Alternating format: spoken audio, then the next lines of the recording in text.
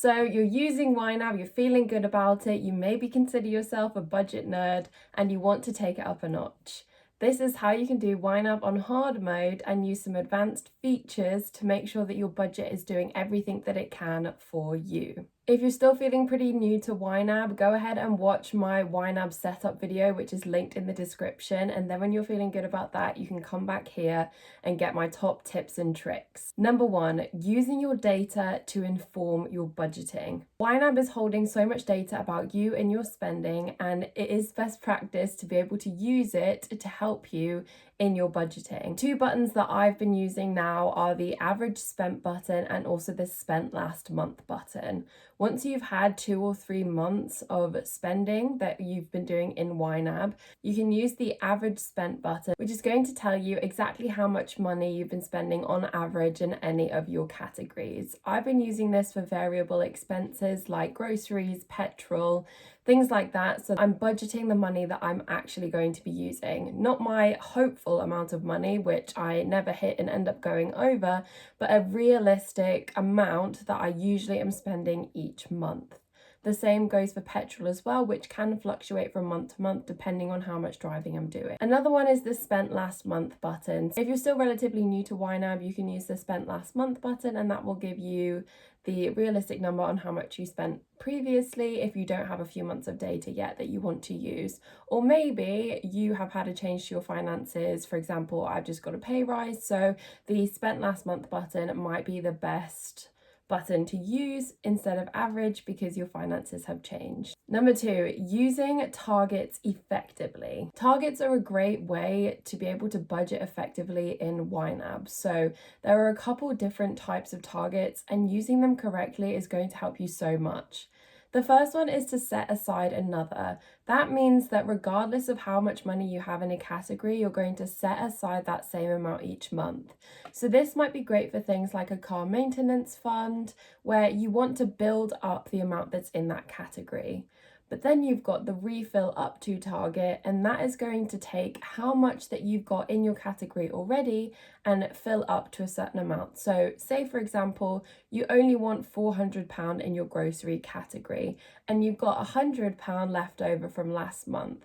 You only then need to budget £300 into that instead of £400 because you had some left over. I use refill up to for most of my targets because, to be honest, at the moment, I can't afford to be making mini sinking funds with my categories. I need to know exactly how much I'm spending and to budget that amount so any sort of extra money can be used towards my goals. Once you've decided which of these targets is useful for your categories, I would go ahead and put all of those targets in. This is a great way for you to really understand how much you're spending and that you're not budgeting too much or too little for any of the categories. The next great thing that you can do with targets is set up a custom target. So if you've got an annual expense or an irregular expense, you can go ahead and put that in. So for example, if you've got an annual subscription like YNAB, you can put in what date you need to pay and how much, and then that's going to divide it into 12 months so that you can pay an equal amount in each month so that when you get to that date, you have enough money. Or if you've got something that is coming in 3 months, 6 months, whatever, you can go ahead and put in that amount, put in when you need the money by, and it will divide it into your months and how much you need to put aside for each. If you miss a month or if you need to take some money out of that category, it will automatically update and it will give you your new amount that you need to put aside so that you're still hitting that target. Another thing that you can play around with is bi-weekly targets. So bi-weekly is not an option that you have in YNAB at the moment, but what you can do is figure out how much money that you need to have bi-weekly or every 2 weeks, divide it in half and make it a weekly target. And then you can just make sure that if you get paid bi-weekly, that you are putting in double the amount. So you're putting in 2 weekly amounts to make sure that you've got enough on the right day. Or if you get paid once a month and you're budgeting once a month, then that bi-weekly target, you can just multiply that by 2, and then that will make sure that you know exactly how much you need to put aside in each month. I would recommend though using the weekly target for bi-weekly, so dividing it into 2 to make sure that on those weeks where you might have a 5-week month that you are having enough money in that category. I don't get paid bi-weekly and I don't really have any bi-weekly targets, so I don't use this one, but it is a really great way that you can make sure you're hitting those targets if you do have bi-weekly bills that you need to pay. Finally, for targets, you can use smart targets for fluctuating expenses. The biggest example I can give is if you have something like electricity or water, something where you might be using more in some months and less in others. What you can do is take the average amount that you've spent, so go back and look at your bills from the last year, and then divide that into 12 months so that you know on average how much you need to set aside each month, so that you can have some kind of overflow for those months where there's going to be more, and then you will be able to save some money in those other months and just have that carrying over. I would recommend, if you're doing this, to have a set aside another target so that you're building a mini sinking fund. I'm doing this with my utilities at the minute, where I'm kind of guessing what the top end is going to be and setting aside for irregular expenses. So I put a lump sum in every single month and I don't spend that every month, and so it kind of builds up for those months where I have to pay more. Number 3, budgeting a month ahead instead of having an emergency fund. This is part of the YNAB philosophy of budgeting a month ahead, or living on last month's income is what they used to call it. So instead of having a generic emergency fund, you are going to be creating sort of like an income replacement fund. So people that use YNAB tend to think of all of the different emergencies or irregular expenses that they might have, so that you're budgeting for those and you're not having a generic emergency fund. Irregular expenses are not emergencies as long as you plan for them. So a month ahead fund is just another batch of money that you can have to make you feel a little bit more secure if you have some kind of emergency crop up. So for me, I get paid once a month. Now, for the month ahead, what this is actually supposed to be doing is combining all of your paychecks so that you can budget it out at the beginning of the next month. This works with bi-weekly paychecks or weekly paychecks, but I get paid once a month, so I get paid at the end of July, and then that would mean that I am using that money for August, because obviously I can't backtrack. So my month ahead, instead of collecting all of my July paychecks and budgeting at the beginning of August with them, I am taking my July paycheck, mainly budgeting into August, but then also saving a chunk of it and budgeting that into September. So this for me is just creating a safety net, so that if I did have some sort of emergency and I couldn't cover it from other categories, I could pull from there and use that money. It's just a little bit of a buffer that makes me feel safe and secure. And also it's really nice to add a little bit more to it each month and see, gosh, it's July 27th and I'm already funding all of my essential expenses in September. There are different ways that you can do this, and I've had some comments about it in the past. I do use it differently than how YNAB intended, but again, I think budgeting a month ahead, not only is it a really great goal to have to constantly see that go up and up, but it gives you so much more security knowing that, gosh, I can already fund all of these expenses in September and it's the beginning of August. Number 4, focused views. There are 3 types of focused views that I would recommend, and obviously there are so many others that you can use as well.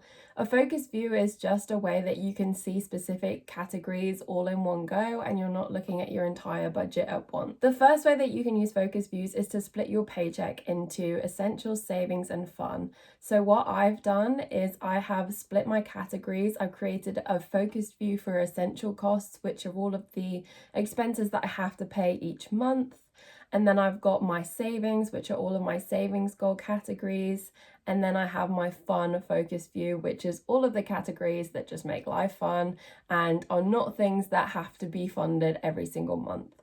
And this is a way that you can decide if you want to split your paycheck and, for example, pay 50% of your paycheck goes towards essential, 30% towards saving, 20% towards fun, then you can use those focus views to split that money and make sure that you're using that amount for what you want to. Another one is to differentiate between your bi-weekly paychecks. Again, I don't get paid bi-weekly, but I've seen other YNAB creators use this, and that is to have all of your categories that you need to fund with your first paycheck of the month in one focus view, and all of the categories to fund with your second paycheck in a different focus view, and then also when you're getting paid bi-weekly, some months you're going to have 3 paychecks, so then you might even have a third paycheck focus view, which is when you really get to use that money towards fun things, savings goals, etc. The third focus view that I would recommend and that I have used is to split your categories into monthly expenses, so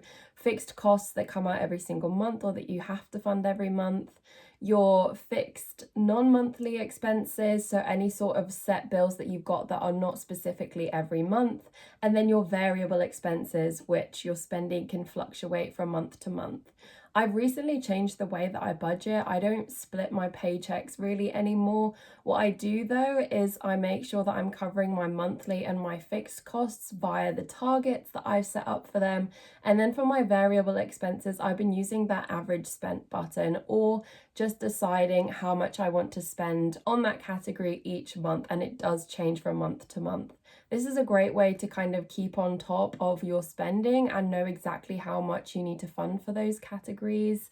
But it's also a way for you to just kind of see things in a different way and see things a little bit more clearly. Number 5, using the YNAB philosophy to inform decision making. The biggest jump from just using YNAB to actually using YNAB is that you are using the philosophy to inform your decision making. So you're not just tracking your expenses, you're not just kind of funding your targets the same every month, you're using that philosophy to make sure that it's actually working for you. The first thing, of course, is to give every pound, every dollar a job. You should not be having any money sitting and ready to assign, even if you've got a buffer category or a flexi category to cover those expenses that go over your budget. You need to be putting all that money into a category. So don't let it sit and ready to assign.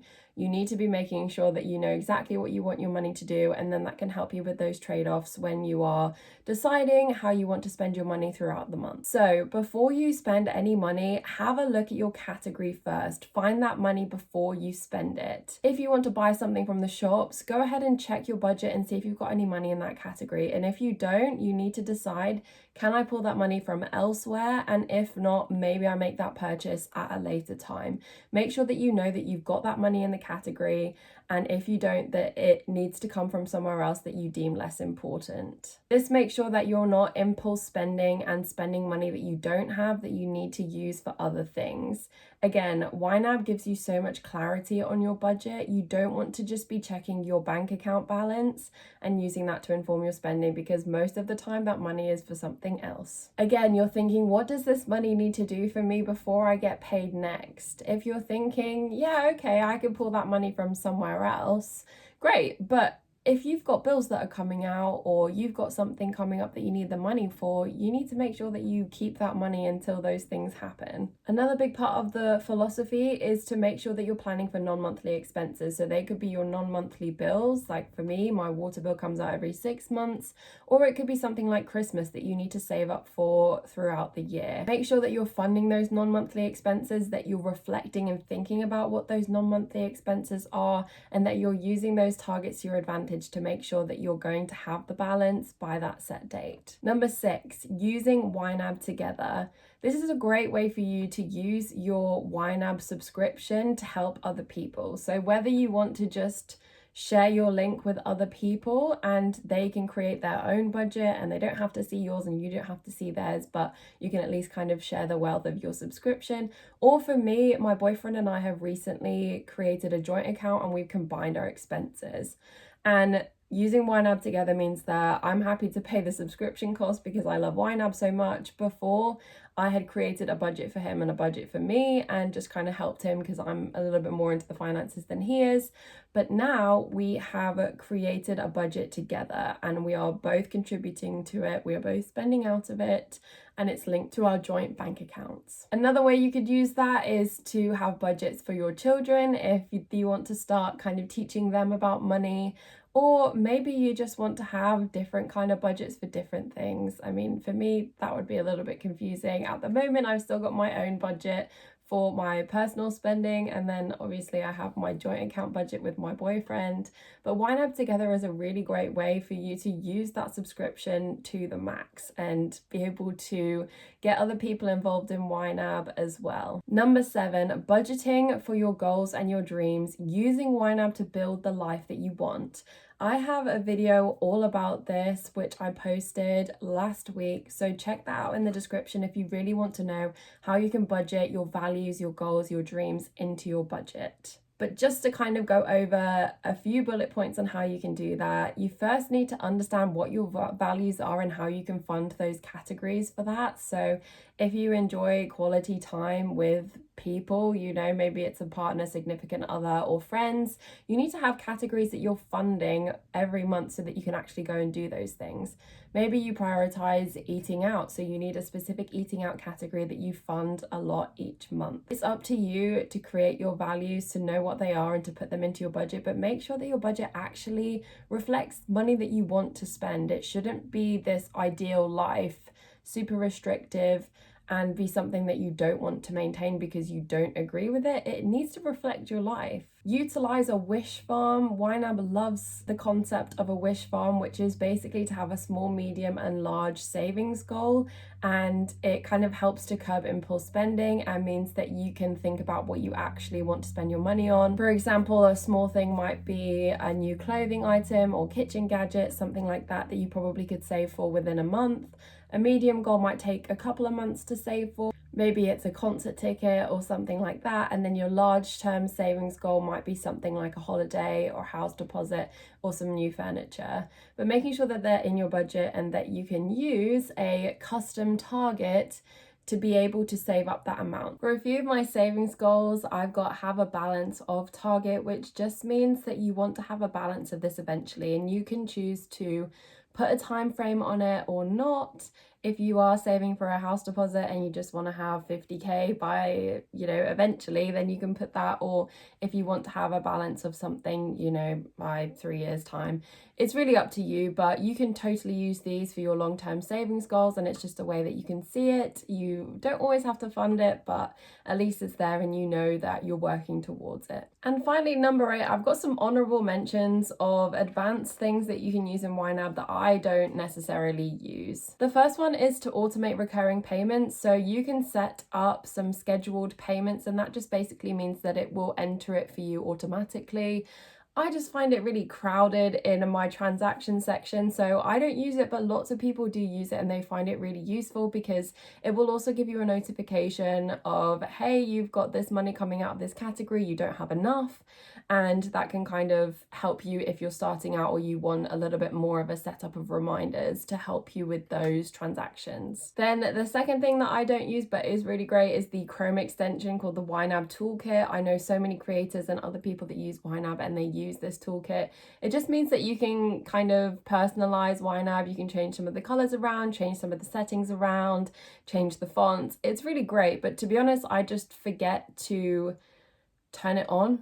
So I'm not really using it that much, but it is really great. And I do think that if you want to get super nerdy with it, you can use the YNAB toolkit, and it is a great way to just kind of personalize it a little bit more. And then finally, tracking to help quit bad habits. I've heard of people doing this and I find it so cool. So for example, if you wanted to stop smoking and you wanted to just track how much you're spending on cigarettes or vapes every month, then you can do that. If you want to figure out how much you're actually spending on alcohol or going out or impulse spending, you can create categories for that and categorize those transactions in there. So for example, impulse spending, if you're just tracking those sort of in the moment expenses that you have, then you can put those into a specific category and know exactly, okay, I'm spending £400 on impulse spending a month. I need to figure that out and put some things in place. Or maybe you're spending an amount on cigarettes or alcohol or just anything that you really want to kind of curb or understand you're spending more about. Go ahead and put it in the budget. I've heard some really cool stories of people that have been able to quit bad habits or quit addictions just by tracking the spending and thinking about, I really would like to put that money elsewhere. So give it a go. If there's something that you want to kind of quit and understand a little bit more about, you can go ahead and put that in your budget and see if it works for you. Those are all of my YNAB on hard mode extra features and things that you can do to level up your budget. If any of these you really want to try, let me know in the description. I'd be happy to hear about it and talk about it. If you use some of these already and you love them, let me know. Or if you've tried some of them and they just don't work for you, again, pop it in the comments. I want to have those discussions. I love YNAB, and chances are, if you're watching this video, you do too. Also, if you've made it this far, then perhaps you would consider donating to the channel. You can hit my Ko-Fi link, or you can join Neve's Inner Circle, which is a membership opportunity for you. All of the information is down below. Obviously, I have not been monetized yet, so if you did want to support the channel, it's completely optional and the link is down below. Hope you guys enjoyed this video, and I will see you in the next one.